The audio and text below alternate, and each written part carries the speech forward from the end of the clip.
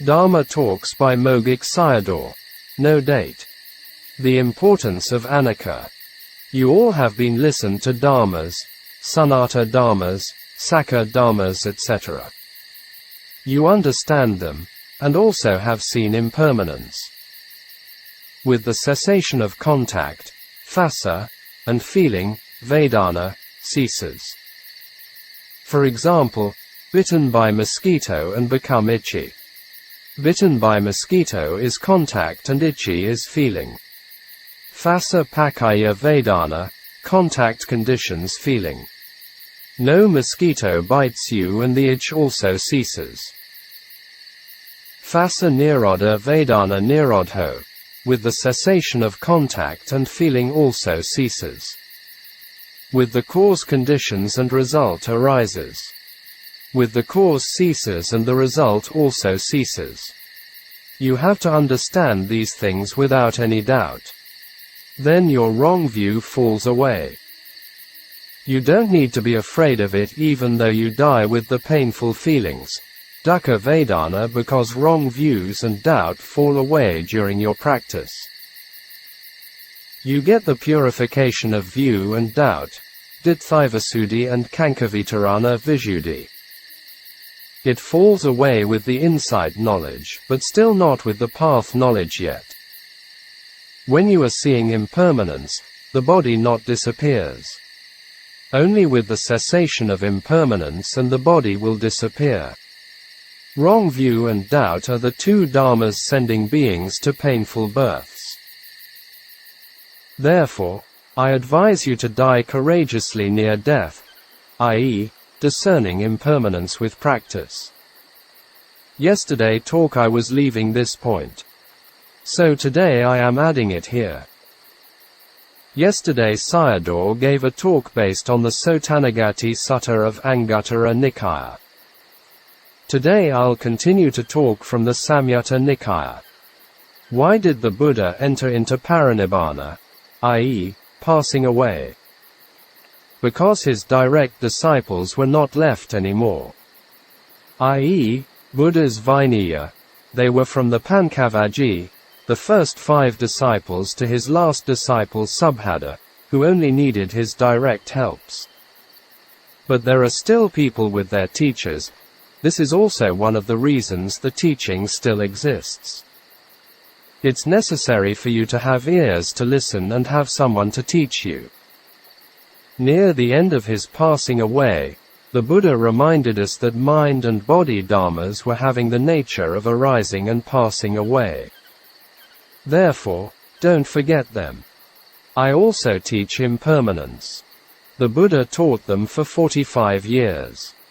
Only by seeing impermanence can realize Nibbāna. Impermanence is Dukkha Sakka. By penetrating of Dukkha Sakka, realize Nibbāna. Your body is also impermanent. You will see impermanence if you look at the 31 realms of existence. Not seeing impermanence is like a blind person. Your reliable Dharma is impermanence. You will realize Nibbāna in this life if you discern impermanence very well. If this not happen, it will be sure in next life.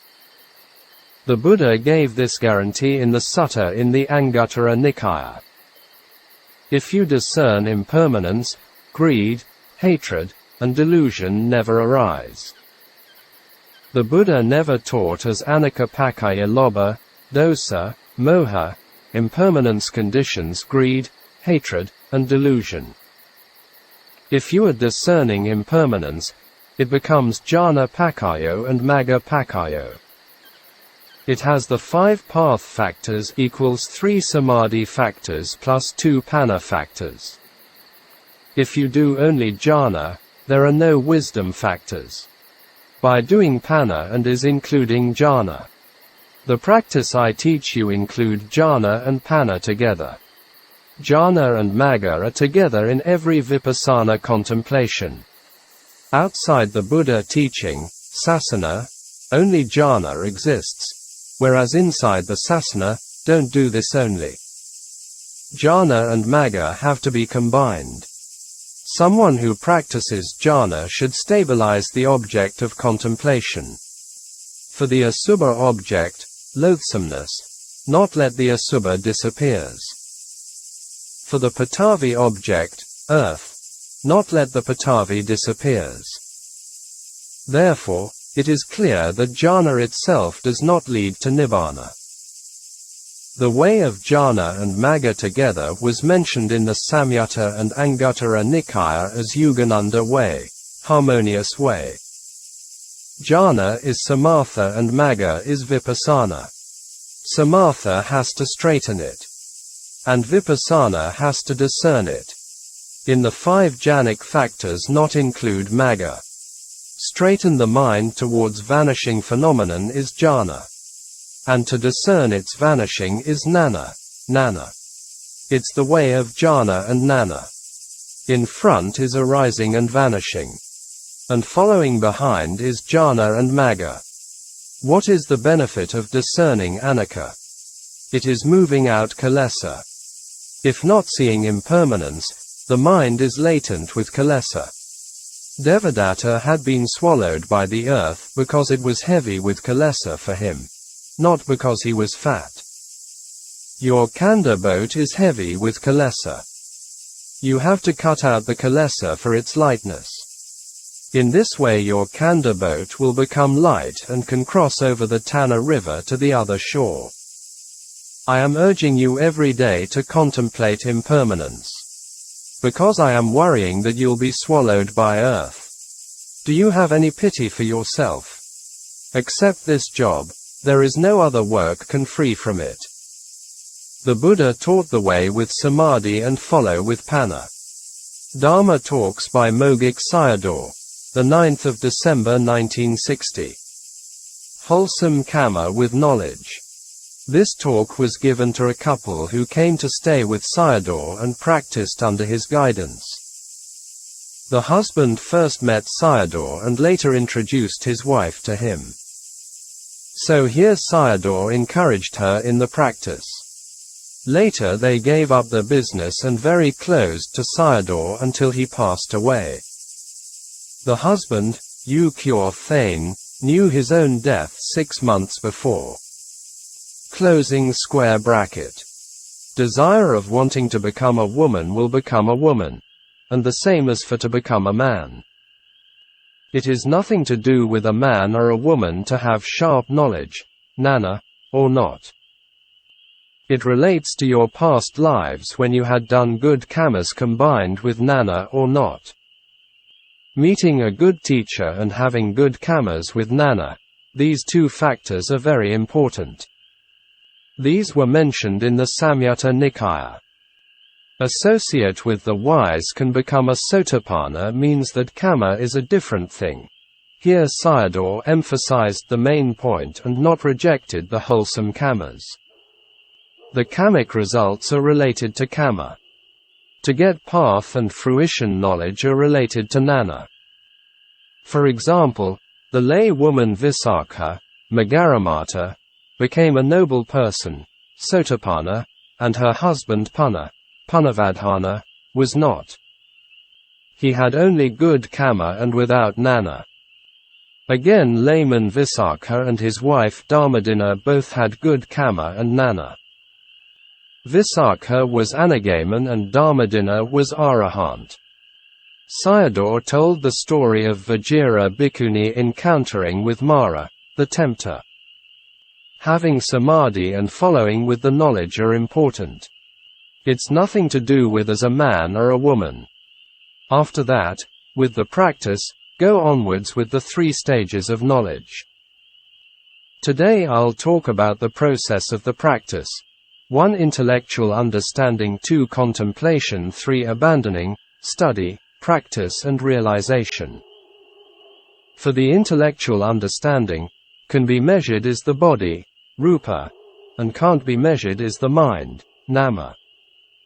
For the 4 mind aggregates have to contemplate the most prominent one. E.g., if feeling, Vedana is prominent, and then contemplate Vedana, etc. Mind and body are arising together. If form arises, contemplate form, rupa, and if mind arises, contemplate mind. Contemplate the most prominent one. For example, in a pot of soup, salt, oil, sweet, etc. are in there respectively. If the salt is prominent, you feel the salt more than the others. If form arises, know it as form. If mind arises, know it as mind.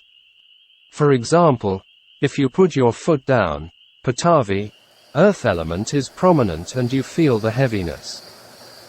If you lift it, air element is prominent and you feel lightness. If you are discerning anicca, it's developing into insight. It's tarana parina minus full understanding by contemplation. This knowledge is the most important. You have to know it thoroughly with the practice. In this way contemplative knowledge becomes success. First it's discerning of arising and passing way, and then dissolution. After that, it develops into disenchantment. At that time don't stop at it. If you stop it, knowledge will go down. I am urging you to concentrate in the contemplation with the disenchantment. After that, you will develop the knowledge of watching it like an alien, i.e., sankarapeka nana, knowledge of equanimity towards formations. At that time watching it like an alien, it'll appear as watching your own practical knowledge. These are knowledge of right seeing. It's dukkha sakka, the truth of disgusting and useless. With continued contemplation and affection on the khandha with the self-view, falls away in a blip. From behind clinging and action with wrong views are cut off. Why? Because of knowing dukkha sakka, khandha disappears and are left behind with the contemplative mind, nana. And you do not see dukkha anymore. Just only see dukkha nirodho, the cessation of dukkha. The cessation of dukkha is nirodha sakka. The path knowledge is called pahana parina minus abandoning with full understanding. After the path knowledge ceases, 2 or 3 fruition knowledges arise. After they cease and reviewing knowledge arises. Reviewing as there is no dukkha anymore. This is reviewing dukkha, as not there. All the path knowledge, fruition knowledge, and reviewing knowledge are seeing no dukkha. If you see it in line, serially, and enter the stream, become sotapanna. So these 3 knowledges are seeing Nibbāna. Because of their powers, the doors to painful births are closed, i.e., apaya boom. Dhamma Talks by Mogok Sayadaw, the 10th of October 1960. Wrong view, dukkha and Nibbāna. Whatever arising in the khandha, for example, form, rupa, arising is dukkha arising. Form passing away is dukkha ceasing. Feeling, vedana, arising is dukkha arising. Feeling passing away is dukkha ceasing. If you are doing this, a person or a being disappears. In this way, free from wrong view. Sayadaw continued to talk about the 8 causes for wrong views to arise. 1. Not knowing khandha arising has wrong views, or not knowing about the khandhas. 2. Avidya, ignorance, with wrong knowing, wrong knowledge causes wrong views to arise. 3. Because of contact, phassa. 4. With wrong perception. 5. With wrong thinking. 6. With unwise attention. 7. With wrong companions. 8. Listening to wrong teachings. These are the 8 causes for wrong views to arise. We must kill all these with the knowledge of seeing impermanence. Before meeting a good teacher, it's in the mind. After meeting a good teacher, it falls away from the mind, with the intellectual knowledge plus practical knowledge. Because of the causes, we experience the result, and with this free from wrong view. Regarding with the kammic result, if you do it and you'll get it, is wrong view. The kamic energy or power is following, but not the khandhas, because it's arising here and vanishing here. With the 8 causes of wrong views, beings go to painful births. As long as khandhas exist, it's arising and vanishing. And then you are free from the 8 causes of wrong views. Not a person or a being is following behind. With the causes as condition, result appears. For example, it's like a stamp and the market produces it. It's a very good simile to understand cause and effect without a permanent entity. Stamp and its mark are not the same nor different. This is the Buddha's middle way. If you still not get Nibbāna yet, the result will follow you. The human khandha perishes here and the heavenly khandha arises there. The human khandha is ceasing here and the new heavenly khandha arises there. This human khandha is not following there. If it's really following there, they must have the same khandha. How can a human khandha become a devata khandha? Don't accept to what other people say. If you take it, becomes wrong view. You have to accept what the khandha is telling you or showing you. This khandha is only telling you as dukkha arising and dukkha ceasing, which is dukkha khandhasa samadayo hoti, dukkha khandhasa nirodho hoti. Therefore, any realm of wherever you have been, their only existence of dukkha arising and dukkha ceasing. Does anything exist in Nibbāna? It exists as without any dukkha. Dhamma with dukkha exists is mind and body, the 5 khandhas. Therefore, Nibbāna exists, not with dukkha nature but as sukha nature. So the Buddha said that Nibbāna is the supreme happiness. Someone thinking and taking dukkha as me and mine will never realize Nibbāna. Someone not thinking and taking dukkha as me and mine will realize Nibbāna. What is Nibbāna? Our khandhas are for many lives' time is dukkha sakha. A person thoroughly penetrates dukkha sakha and not wanting it and will not live with this khandha. Living with dukkha is living with mind and body. Not living with dukkha is Nibbāna.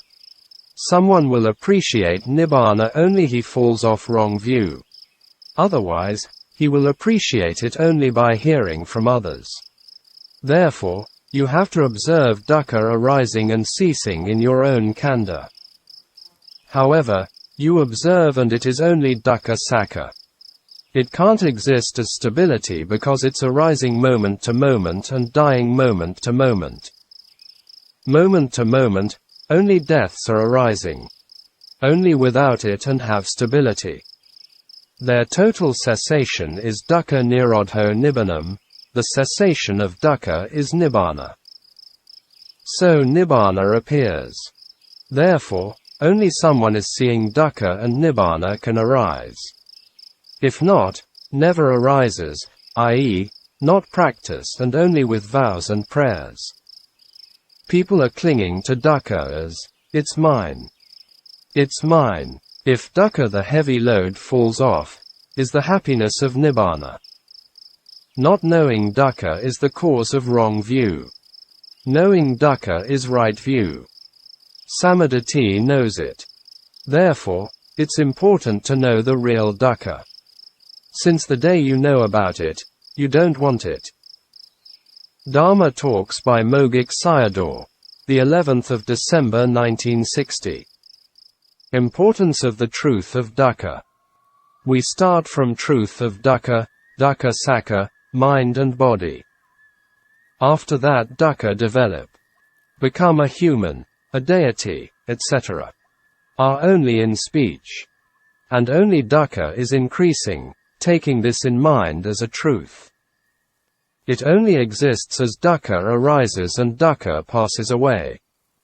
Sayadaw mentioned about humans' dukkha starting from a mother's womb. Later comes out and growth. It really exists that only dukkha arising and dukkha passing away. If not, you'll confuse with it as man and woman etc., and then follow with sorrow and lamentation because you lost your dukkha sakka. It is interesting to reflect. Actually, human embryo starts from a very tiny spot of mind and matter process without human form. After become mature and has a human form.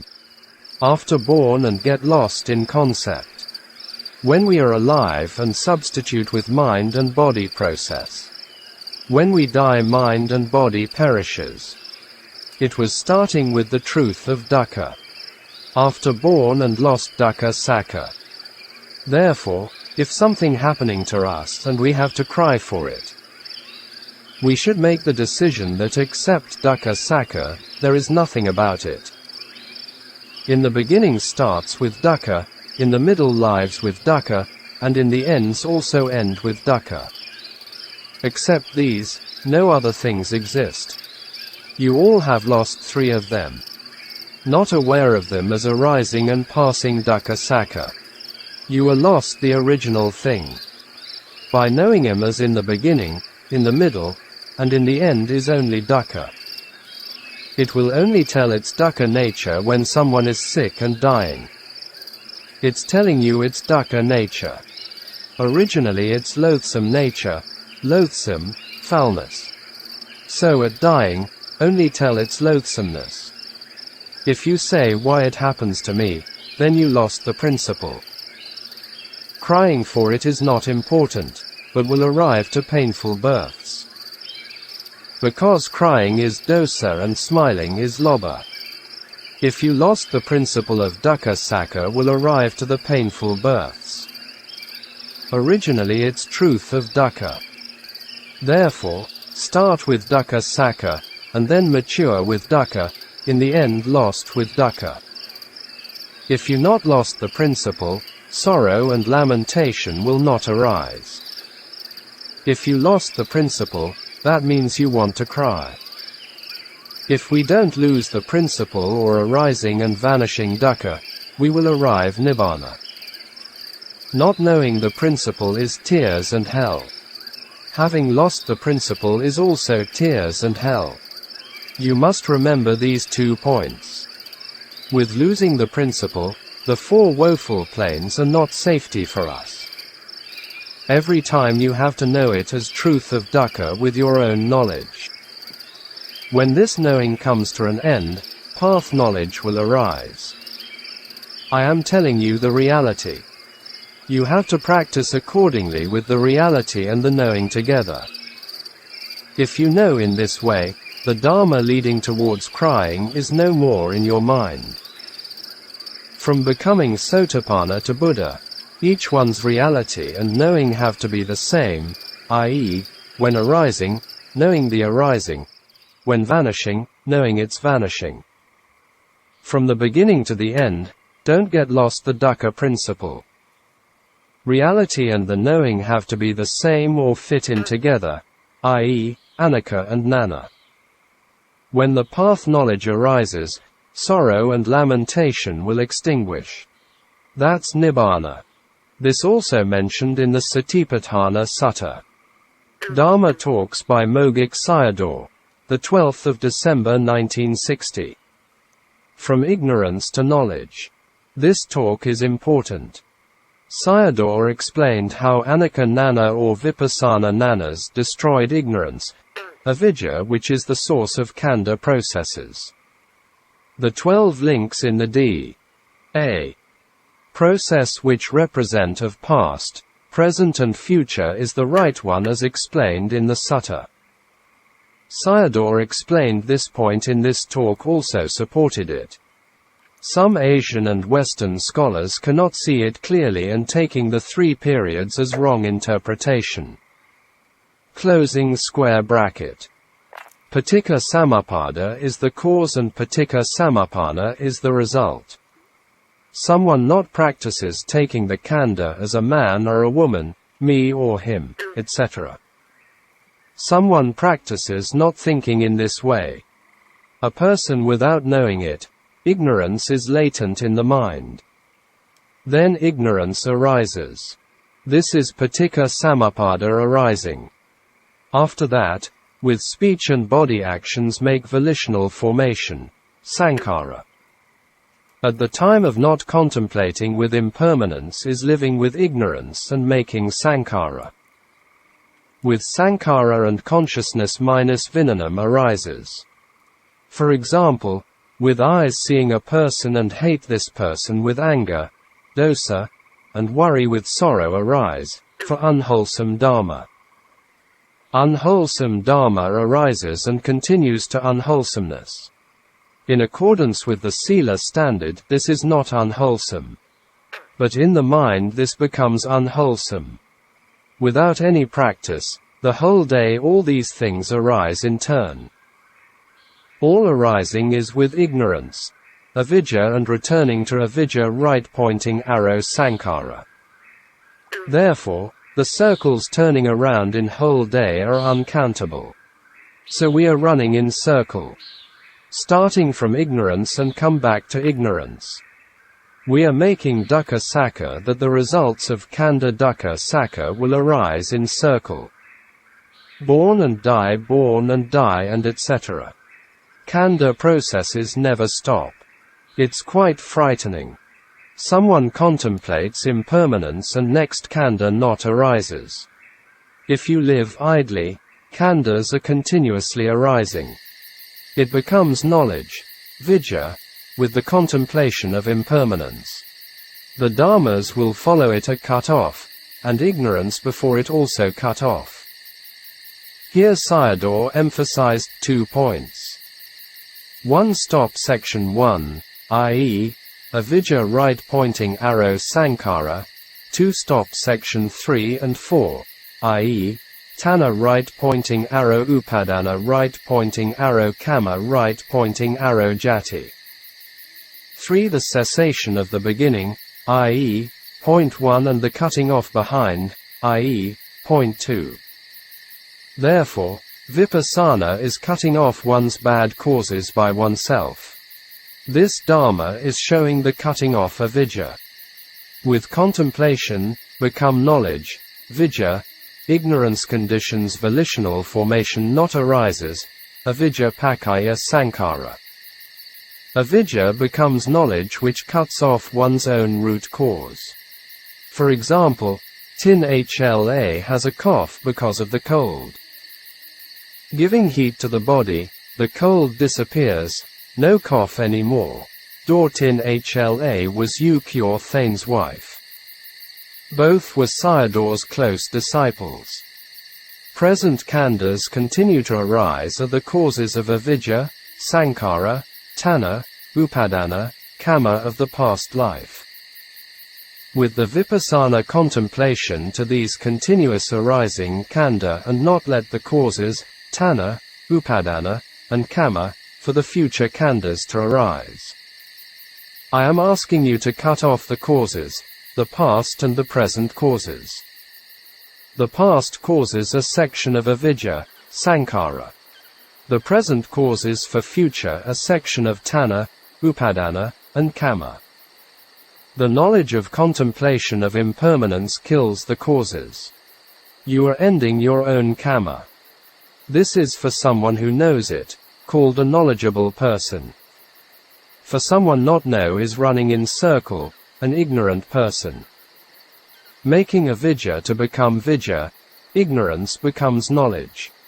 Therefore, vipassana practice is cutting the beginning of a process. I.e., avidya right pointing arrow sankhara right pointing arrow vijnana. People don't know the causes of dukkha and how to cut off. Not knowing impermanence is ignorance and dukkha arises because of it. Digging out the root of ignorance and no poison tree exists and not bears poison fruit. Contemplation of vipassana is for the knowledge of 4 noble truths. Impermanence is dukkha sakka and knowing of it is magga sakka. Not knowing the truth is ignorance, avidya, and knowing it is knowledge, vidya. By killing the beginning of the cause, avidya, and khandha can't arise. people not practice and connecting dukkha one by one in infinity. Vipassana means the job of digging out the root of ignorance. By listening many talks on D.A. process of Mogok Sayadaw, and understand some profound and subtle meanings hidden in it.